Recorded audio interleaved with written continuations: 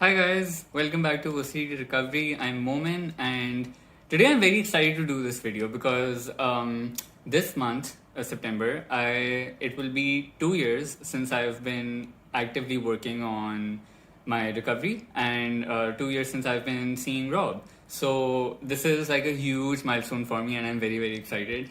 But before I go into that entire recap of my 2 years, please subscribe to our channel if you like our videos, and feel free to comment and like give your feedback on our content and let us know what you think. So yeah, I don't know. I'm just excited about this video. So like I'll go chronologically with this entire story because I think that's how it'll make more sense, and you can see maybe the difference and the slow progress that eventually happened with me. But in September 2019, I have my trusted notes over here as I usually do with these videos, but because there's so much to cover over here, I don't want to make this way too long, but I also want to make sure I cover everything perfectly. Not perfectly, sorry, everything aptly. So anyway, so in September 2019, I was chronically anxious 24/7 all the time. I was mentally, emotionally, and physically exhausted, completely exhausted. I felt numb. I couldn't experience like a lot of emotions. Barely. Like sometimes I would, obviously, but I always felt like I'm not able to experience joy or any of those things. And the best way I can try to describe that feeling is that my body was constantly, I felt like it was constantly buzzing with anxiety. Like I was like vibrating constantly a little bit.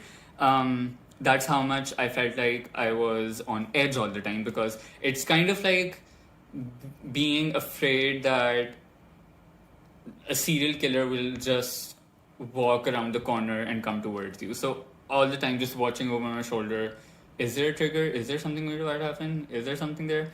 And just like being so afraid all the time. So yeah, I was just completely phased out almost. I On top of that, I was doing mental compulsions all the time. Like, so I've mainly faced contamination OCD. There were a touch of other themes, but I'll get to that in the very last part of the video. But mainly it's been contamination OCD and contamination with contamination by association. So what I mean by that is that I would associate certain events, places, or people with, and have just a bad association with them. And I would not want any thought or sound or visual or anything related to those events, people, places to come in my head. So I would constantly be like throwing thoughts to the back, like, no, I don't want to think about this, I don't want to think about this must not come into my head. And obviously that was like every waking second of my day was spent like this for like, I don't even know, 6 years, 7 years, I would say. These mental compulsions constantly, and it was obviously that was part of why I was exhausted, because I was just engaging, like, even if I was doing something mentally up here, I was actually even if I was physically doing something, I was actually engaged up here in my mind with those compulsions. And similarly to that, I also had this what like we refer in the OCD community as this internal thermometer, where I was constantly checking my feelings and my thoughts. Is there any sadness there? Is there any anger there? Is there frustration? Where is this coming from? Is this related to that event? Is it coming from there? Do I need to solve this? How do I psychoanalyze this? Is it connected to that event? Oh, maybe that's what's happening. It was this entire train of thought that was coming, like, would be in my head, and I would immediately want to resolve any inkling of a negative emotion, and I would immediately want to get rid of it, because I thought, oh my god, if I let this fester, it will become something bigger, and then I would be unhappy and really sad and depressed, and how will I deal with that? So, obviously exaggerated fears. And yeah, so because I had contamination OCD, I couldn't even think about or even imagine or even fantasize about being able to touch different surfaces. Because at that point, when I say every single thing in my house I felt like was contaminated, I literally mean every single thing, except for maybe two, three things. I could maybe touch maybe my toothbrush or like the trimmer that I use, or I mean, some basic things that I could touch. But other than that, every single surface in my house was absolutely contaminated for me. And if I were to touch it, I had to wipe myself clean 100 times, literally 100 times. So again, that was also part of the exhaustion, because I was engaging in compulsions almost all day long, whether they were mental, whether they were physical. So obviously, this left me like I had zero energy. Any single task that I had to do, it would feel like an absolute mountain to me. I would drag my feet to do a task, and and that's why I would be overwhelmed all the time. Like I would always be overwhelmed all the time. If I had to go to the market to, I mean, I don't know, go to the bank, for example, to get something done, I immediately it would feel like, oh my god, it's such a task. Who will do this? How will I do this? I don't want to do this. Oh, I'm exhausted. Like I would just get cranky about it, and I would just be like, yeah. Um, inside, I would be like that. And all of this obviously contributed to me being absolutely demotivated. So I did a video on demotivation, and earlier, and actually I think I should do another one. But demotivation has been one of my biggest hurdles in my entire recovery journey. So it was a huge hurdle to overcome, and I did not want to do anything. I just wanted to sit and just be in my little corner, because my bed was basically the only place that I could ever sit or be in the entire house. So all hours of the day in my house were spent in my bed. I would eat there, I would study there, I would work there, like whatever needed to be done would be in bed. Um, so so yeah, I wanted to be in that little corner. I didn't want anyone to disturb me. I didn't want anyone to tell me to do something, and I didn't want anyone to get me out of bed. So I was absolutely demotivated. Didn't want to do anything. Didn't want to pursue anything. It came to a point actually where even watching a movie became an anxious task for me, because if I picked out a movie, and if I want to do a movie, not do a movie, if I wanted to watch a movie, I would I would watch 2 minutes, and in my head I would be like, maybe I need to watch that other movie. That would be more enjoyable, or like I would maybe learn more from that, or maybe I want to watch that documentary. Wait, there's also a TV series about that. Maybe I should know, what do I do? Blah. And then my focus would completely shift, and I would end up not watching anything. And the same for like books or music or any of those things. So I would, yeah, so I was in quite a fix. One additional thing was also that I think ever since a kid, like my anxiety has directly affected my eating habits. So I would only have small portions. I would not be able to eat a lot because I wouldn't be hungry. And I also had this like fear of throwing up as well. So that's also why I didn't want to eat much, because I would think that, oh my god, if I eat a lot, then I would throw up, and how uncomfortable would that be? That entire process, that physically that process is so uncomfortable. I don't want to go through that. Although my eating habits are not necessarily why I'm skinny, I get that in my genes. All my siblings were, and even my mom was like, they were all skinny like me at my age. And now at their ages, they have like bellies and whatnot. I feel like I'm slowly going to develop a belly as well. So that's not necessarily why I'm skinny, but definitely I needed to eat healthier, and I wasn't doing that up till that point. So this is September 2019. Some of my fears that I want to list down were like being miserable and being unhappy, being rejected by people, and not being approved by them, and not in a romantic sense rejected, that too, by the way, but like generally speaking, just being rejected by people, that scared me. Being lonely, being misunderstood by people, not meeting people's expectations. I used to be a big people's pleaser. And then I kind of had a 180, and then my friends were also like, what are you? Like, why are you so blunt sometimes? I don't know. I had to find that balance.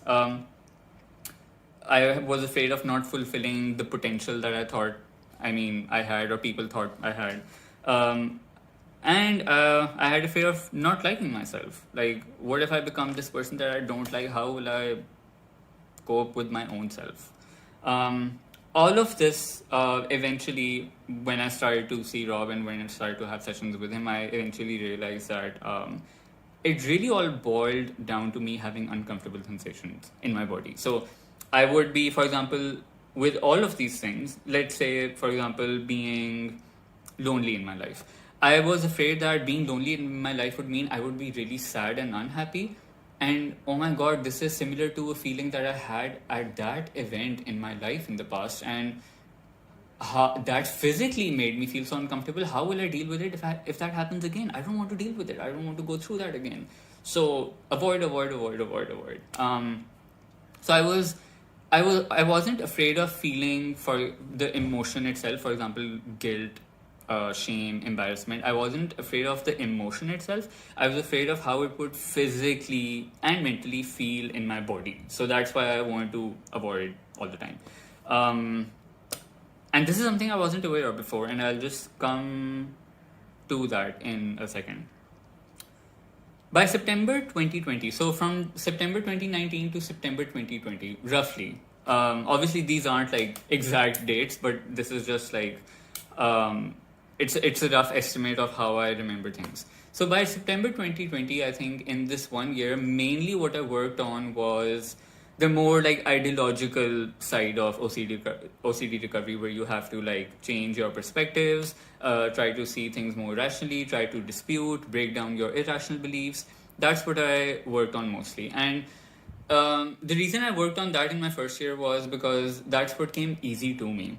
I feel like, and I mean, I know it's different for everybody, and a lot of people, they do, it takes them a while to really understand what acceptance means, what rational thinking means, what unconditional acceptance means, all those things. So it's a process sometimes, but I guess because of my academic background, because I have studied subjects that were like that had intensive, dense readings, I took sociology and I took political philosophy and I took literature and all these subjects, and all their readings and all their material and all their discussions and the writing style in all these subjects is pretty socio-psychological, philosophical kind of thing. So I was used to that, and I was used to like dissecting different ideas and stuff like that. So I think my brain was used to that.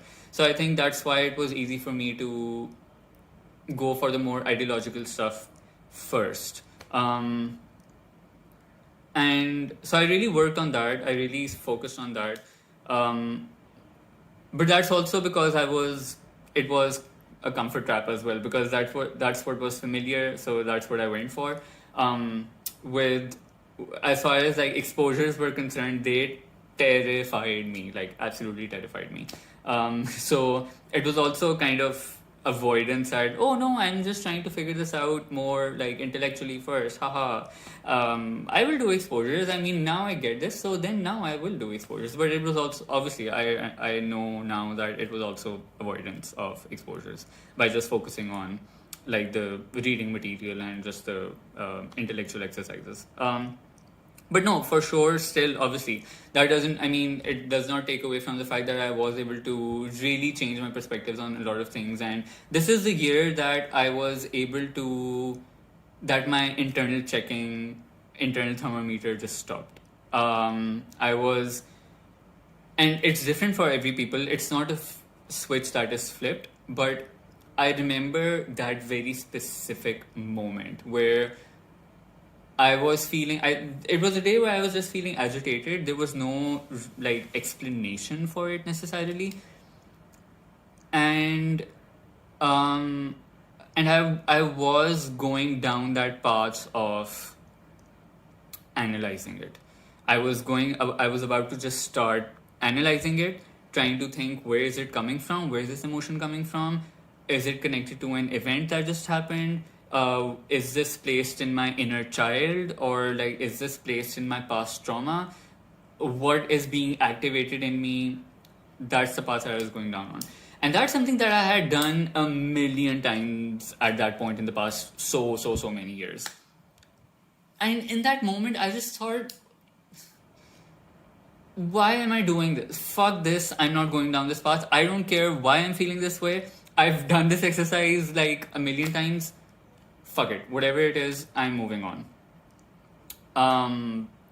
And maybe, and that's where, I mean, it wasn't just this like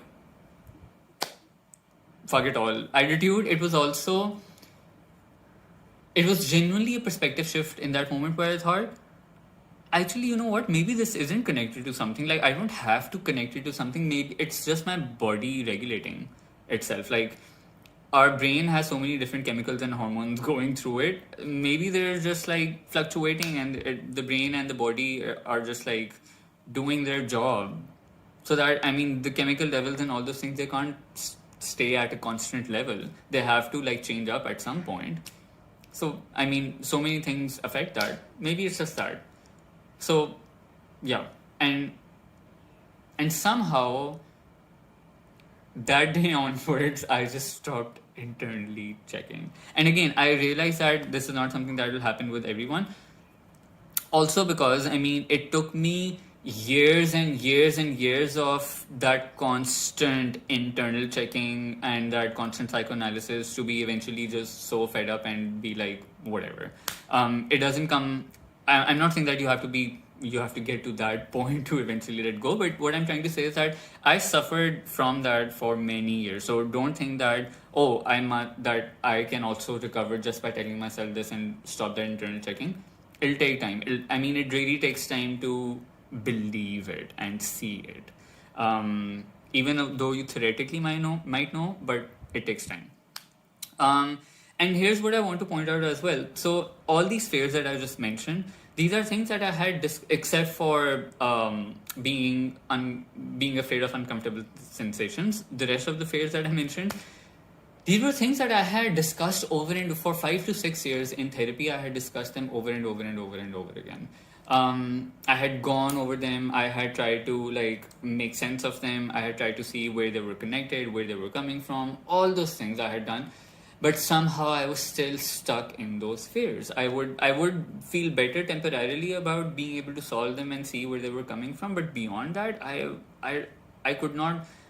I did not understand why I was still so unhappy and still so stuck in this like absolute cycle of internal turmoil. Like, why was this not ending? Why, if I had figured everything out, if I knew how to psychoanalyze things and all those, and I had self-awareness and all those things, yes, those are great insights, but why is that not enough for me to get better? Why do I still feel constantly anxious and agitated? So it was only when I did start seeing Rob where I got to even know that there is something known as, like, there is something fear of uncomfortable sensations. I didn't even know that could be a fear, and it immediately clicked. It immediately made sense, and I thought, oh, like, that makes sense. That actually makes so much sense. And that's where I started to eventually like take a more rational perspective on, okay, even if I do experience all those emotions or sensations that I'm afraid of, maybe I'll let myself at least consider in the first step that maybe it won't be that bad. Maybe I might be wrong about it. Maybe it really might not be as bad as I think it would be. It won't be catastrophic. And that's where I started to like make more room for uncertainty in my life as well, of not trying to figure things out, of not trying to know things for sure. That's where the internal thermometer also just kind of eventually vanished, because I was okay with not knowing where my emotions were coming from and not trying to get rid of them. I was like, okay, I'll let these be. This is it. I mean, I've tried this many times before. I can't get rid of them. Let them be.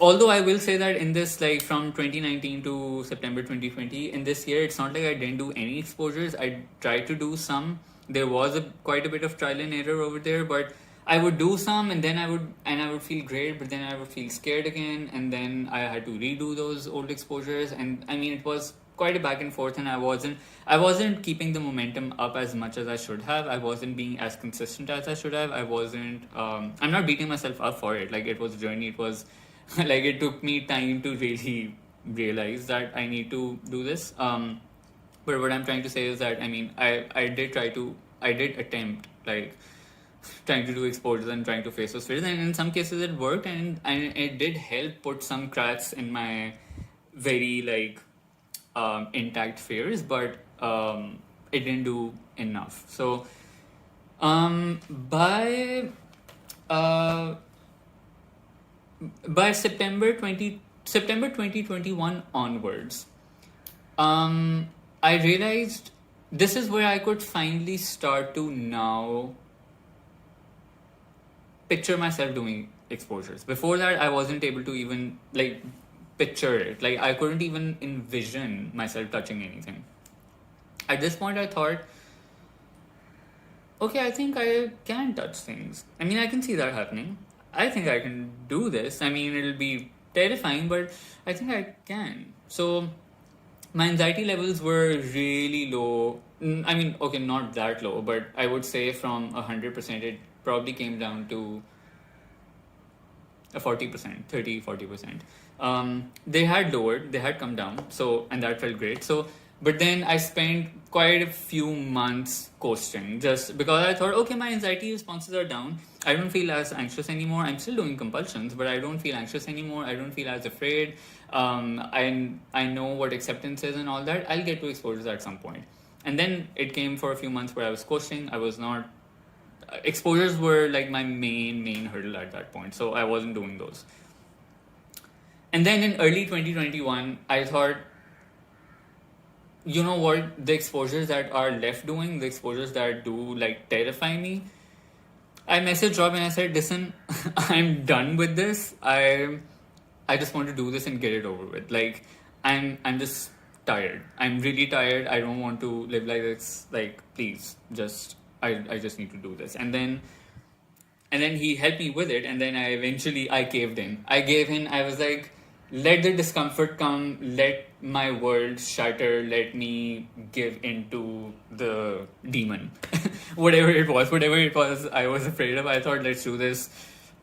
Just like jump, let's just jump off the cliff. And because I was delaying them for no reason, I knew everything. It was just a question of when I would do them, and then this was the time I knew that I just needed to do it. So, and I was also afraid of, like, I had, like, heard Oliver talk about this as well. That, I mean, when you start to coast with OCD and when you avoid, OCD is kind of like cancer; it grows back. So I knew that if I coasted for too long, at some point this is going to catch me off guard and it'll hit me in the face again. So I thought, no, I will not let this grow again. I have made so much progress. I've worked so hard. I'm not going back from this. So eventually, that was like my.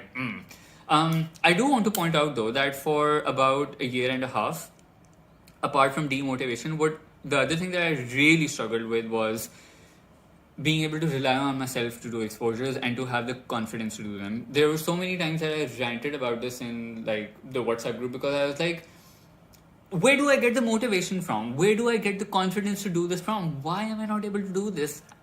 I was just very agitated with myself. And that's the thing. Like, eventually I got to understand that I don't need motivation. I don't need to feel confident. I don't need to feel all those things to do exposures. I just need to do them anyway.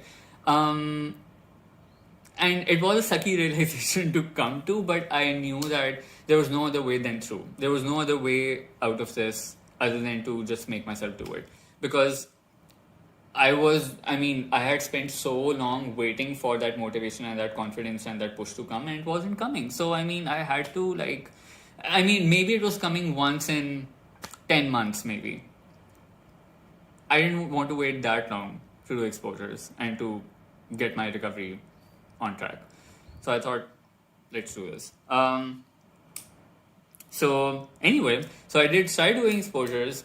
I started to face my fears, and because I had been disputing as well, that also helped with my mental compulsions coming down. Um, and I repeated those exposures, and I started to feel like I'm starting to live my life normally again. It was kind of like I had to relearn. It was relearning how to live my life normally without OCD. And it was, I kind of felt like a baby in a sense that I'm learning how to walk on my 2 feet again. And it was very strange. Like when I started to sit in my lounge, touch a spoon, like touch a door handle. Um, Actually, wait.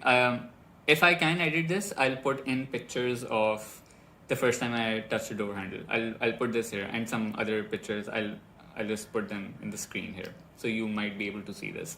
But yeah, I was able to do all these things, and it amazed me that I could do them, and it just felt odd and strange. I was like, is this me? Am I able to touch a door handle? Am I able to go to the kitchen without using tissues? Because I was using tissues all the time, by the way. I was turning on the switches. I would like grab every single thing with a tissue because I didn't want to do compulsions after that. So I mean, this was a compulsion, but I didn't want to like engage in cleaning compulsion. So I would use the tissue to, do stuff. So yeah, that was extremely exhausting. But anyway, I finally got to that point where I started to relearn how to live my life on my own terms, the way I wanted to.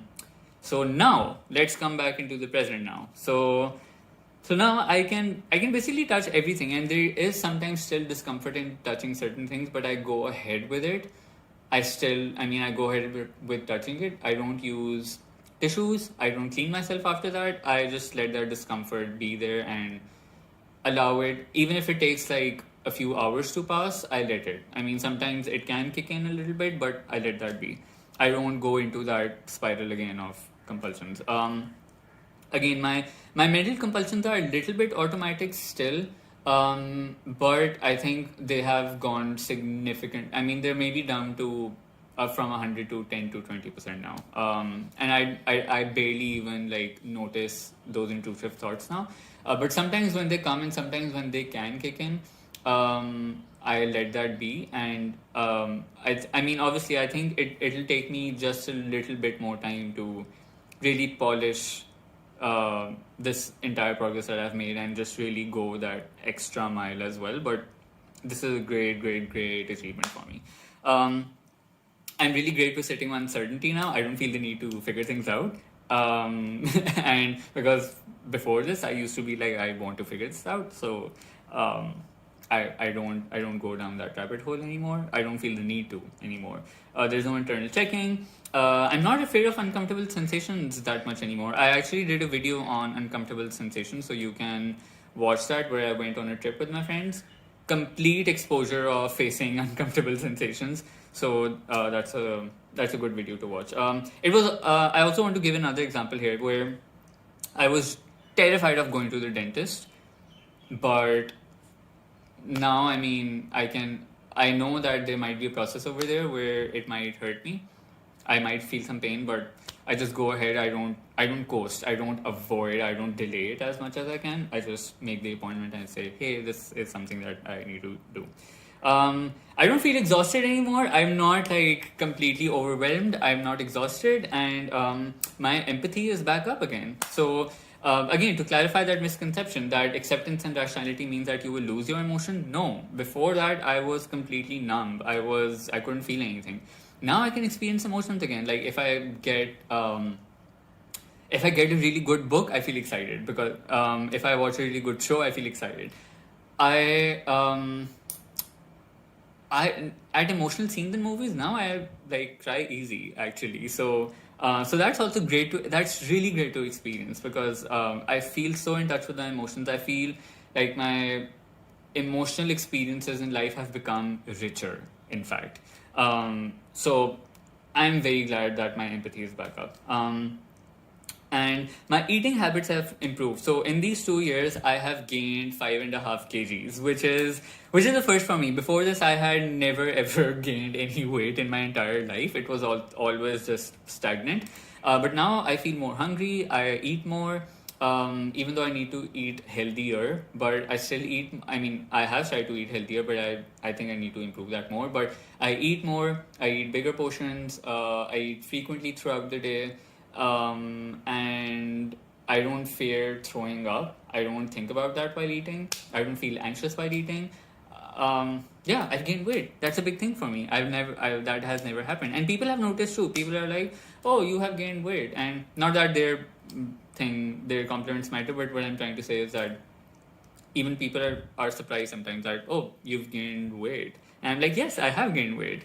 That has never happened. So that's something new for me. I'm learning these new changes about me, and I'm excited about them. So, yeah.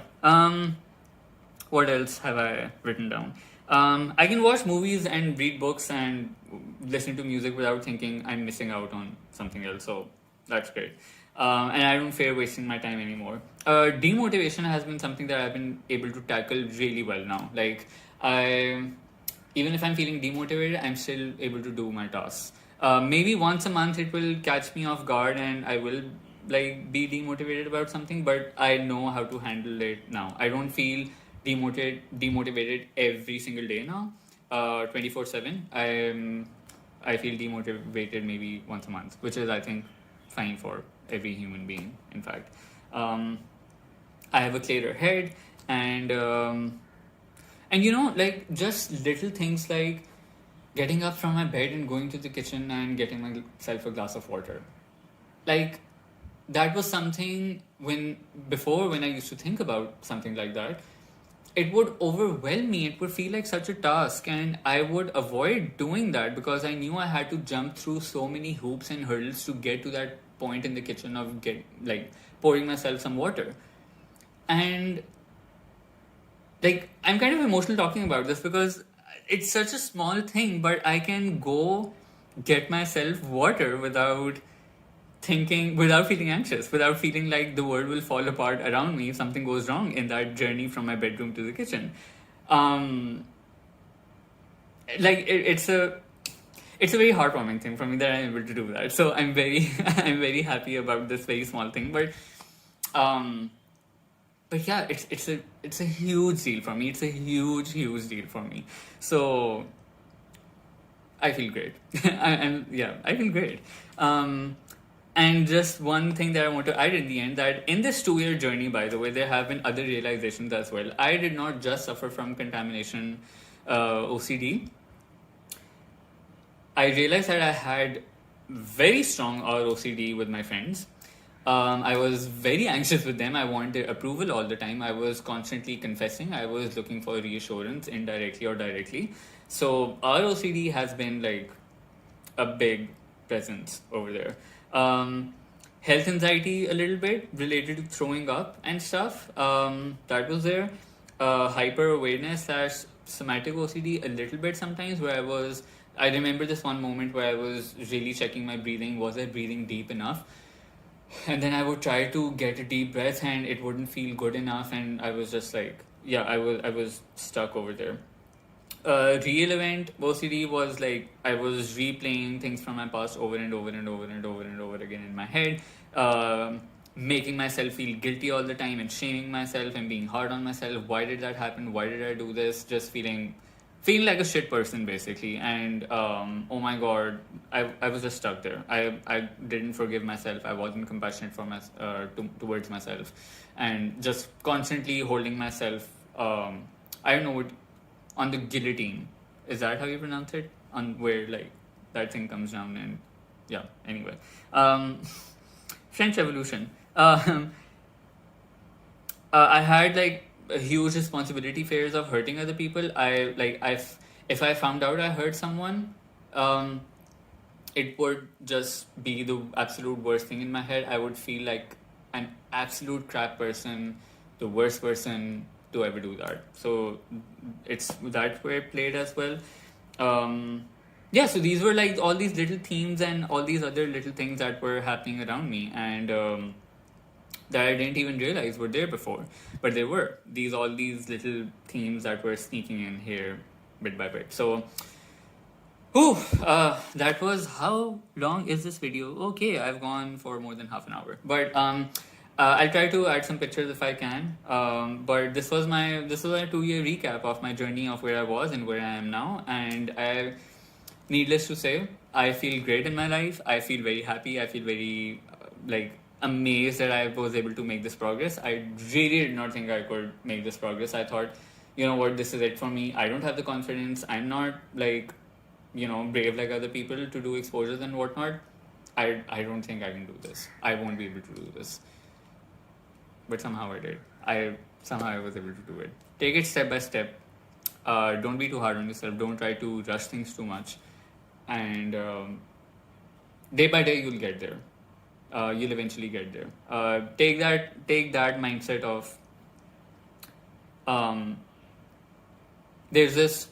Completely going to butcher this in an English translation because a lot will be lost in translation. But there's this like quote that says, it's I think by Rumi, where it says that drop by drop an ocean is formed. So go by that mindset and you'll get there. Trust me, you'll get there. I was hopeless. I mean, I felt hopeless about myself, but I got there. So yeah, that was my 2 year journey. I hope you enjoyed this video, and I hope this provides you some kind of inspiration and hope as well. And yeah, I can do more videos about the different things I faced. I will do them at some point of like the different aspects of recovery that I faced, just so that you can get some example as well. So yeah, I'll see you guys in another video. Thank you for watching me rant and ramble so much, and I'll see you soon. Bye.